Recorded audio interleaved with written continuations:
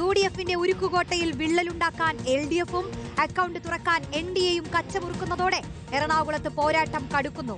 സമുദായ സമവാക്യങ്ങളും 2020 വോട്ടുകളും ഗതി നിർണ്ണയിക്കുന്ന ജില്ലയിൽ പ്രതിപക്ഷ നേതാവ് സതീശനും മന്ത്രി രാജീവും നയിക്കുന്ന മുന്നണികൾക്ക് ഇത് അഭിമാന പോരാട്ടമാണ്. ലോക്സഭാ തദ്ദേശ തെരഞ്ഞെടുപ്പുകളിലെ മേൽക്കൈ UDF നിലനിർത്തുമോ അതോ അട്ടിമറികൾ സംഭവിക്കുമോ എന്നാണ് രാഷ്ട്രീയ കേരളം ഉറ്റുനോക്കുന്നത്. ലെബി സജീന്ദ്രൻ ചേരുന്നു. ലെബി, എറണാകുളത്തെ സ്ഥിതി പറയും.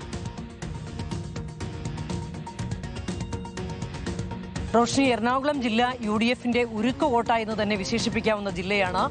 14 മണ്ഡലങ്ങളുള്ളതിൽ 13 നേടിയ സന്ദർഭവും ഉണ്ടായിട്ടുണ്ട്.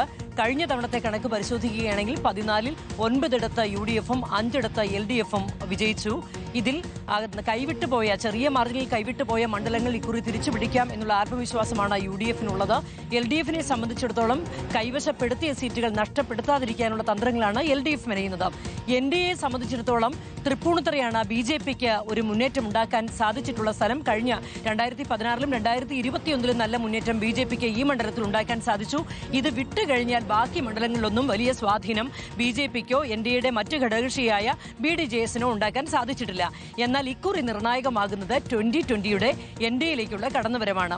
2020 കഴിഞ്ഞ തവണ കുന്നത്തുനാട്, കോതമംഗലം, വൈപ്പിൻ, കൊച്ചി എന്നീ 4 മണ്ഡലങ്ങളിൽ പരാജയം UDFിന് നൽകിയതാണ്.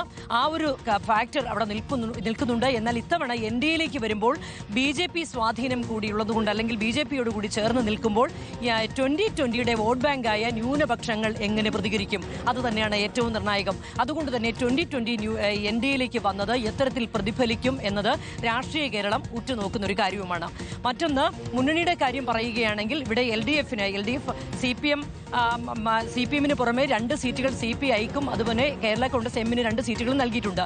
LDFിന്റെ കാര്യത്തിൽ CPM മാത്രമാണ് ശക്തമായ പോരാട്ടം അല്ലെങ്കിൽ ശക്തമായ മത്സരം മണ്ഡലങ്ങളിൽ കാഴ്ചവെക്കുന്നത്. CPIക്കോ കേരള കോൺഗ്രസ് എമ്മിനോ കാര്യമായ മുന്നേറ്റം ഇവിടെ ഉണ്ടാക്കാൻ സാധിച്ചിട്ടില്ല. UDFിലേക്ക് വരികയാണെങ്കിൽ 1 സീറ്റ് കോൺഗ്രസിന് പുറമെ 1 seat Kerala Congress Jacob, 1 seat Kerala കോൺഗ്രസിനും ഒപ്പം തന്നെ ഇത്തരത്തിൽ മത്സരം കാഴ്ചവെക്കുന്നു. 1 സീറ്റ് മുസ്ലിം ലീഗിന് നൽകിയിട്ടുണ്ട്.